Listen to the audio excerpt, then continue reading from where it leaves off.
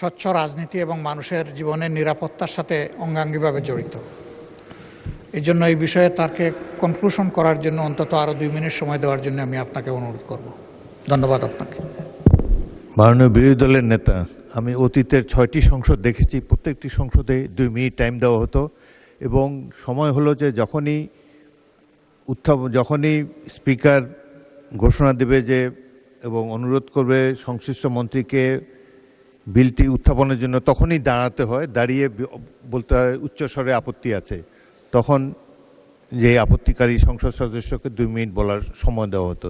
যাই হোক, মাননীয় বিরোধী দলের নেতা, আপনি আরও 2 মিনিট বলতে পারেন। মাননীয় সদস্য। মাননীয় স্পিকার, আমাদের সবচেয়ে বড়, আমরা ইতিহাস থেকে কোনো শিক্ষা নেই না। আমি এই সংসদে দাঁড়িয়ে, এটা হিস্টোরিক্যাল ডকুমেন্ট হিসেবে থাকবে, এটা এই বছর পাস না হোক, আগামী বছর পাস না হোক, সংখ্যাগরিষ্ঠতার দোহাই দিয়ে হয়তো এটাকে ল্যাপস করা যাবে, কিন্তু এই সংসদে জাতীয় মানবাধিকার কমিশন অবশ্যই পাস হবেই হবে। মাননীয় স্পিকার, 200-র বেশি সার্ভিস ও ফিচারে লেনদেনের সব বিকাশ অ্যাপে সম্ভব। বিরোধী দলীয় নেতা বলুন। মাননীয় স্পিকার, এই বিষয়টা স্বচ্ছ রাজনীতি এবং মানুষের জীবনের নিরাপত্তার সাথে অঙ্গাঙ্গিভাবে জড়িত। এই জন্য এই বিষয়ে তাকে কনক্লুশন করার জন্য অন্তত আরও 2 মিনিট সময় দেওয়ার জন্য আমি আপনাকে অনুরোধ করব। ধন্যবাদ আপনাকে।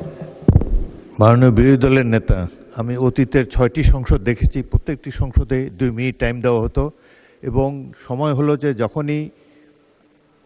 যখনই স্পিকার ঘোষণা দেবে যে এবং অনুরোধ করবে সংশ্লিষ্ট মন্ত্রীকে বিলটি উত্থাপনের জন্য, তখনই দাঁড়াতে হয়, দাঁড়িয়ে বলতে হয় উচ্চস্বরে আপত্তি আছে। তখন যে আপত্তিকারী সংসদ সদস্যকে 2 মিনিট বলার সময় দেওয়া হতো। যাই হোক, মাননীয় বিরোধী দলের নেতা, আপনি আরও 2 মিনিট বলতে পারেন। মাননীয় সদস্য। আমি আসলে এই সংসদে আজকে যদি 2024 সালের মে মাস হতো আর এই বিলটি যদি উত্থাপন হতো, তাহলে এই সংসদের এমন একজন ব্যক্তি নাই যে এটার বিরোধিতা করত, প্রত্যেকে এটাকে সাদরে গ্রহণ করত। আজকে সময় পাল্টিয়েছে।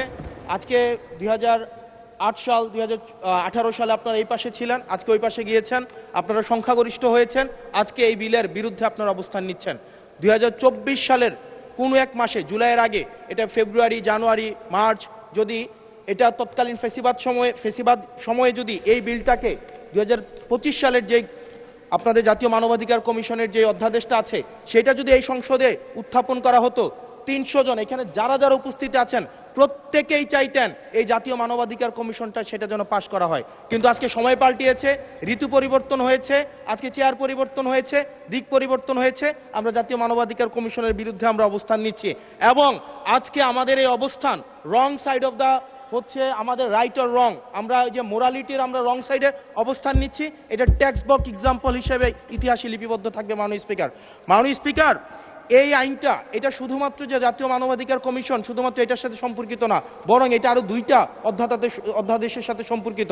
এটা গুম অধ্যাদেশের সাথে সম্পর্কিত এবং আমাদের যে জুলাই গণ অভ্যুত্থান দায় এবং হচ্ছে আমাদের দায় মুক্তির যে অধ্যাদেশটা রয়েছে সেটার সাথে সম্পর্কিত। আজকে 2025 সালের জাতীয় মানবাধিকার কমিশন এটাকে ল্যাপস করার মধ্য দিয়ে আদতে বাকি 2টা অধ্যাদেশকেও এটা অর্নামেন্টাল করে ফেলা হয়। এটাকে আদতে সরকার এই পরবর্তীতে অধ্যাদেশগুলোকে রাজনৈতিক দমন পীড়নে যে ওয়েপনাইজ করবে না, সেটির কোনো নিশ্চয়তা নেই। মাননীয় স্পিকার, মাননীয় স্পিকার, আমাদের সবচেয়ে বড়, আমরা ইতিহাস থেকে কোনো শিক্ষা নেই না। আমি এই সংসদে দাঁড়িয়ে, এটা হিস্টোরিক্যাল ডকুমেন্ট হিসেবে থাকবে, এটা এই বছর পাস না হোক, আগামী বছর পাস না হোক, সংখ্যাগরিষ্ঠতার দোহাই দিয়ে হয়তো এটাকে ল্যাপস করা যাবে, কিন্তু এই সংসদে জাতীয় মানবাধিকার কমিশন অবশ্যই পাস হবেই হবে। মাননীয় স্পিকার।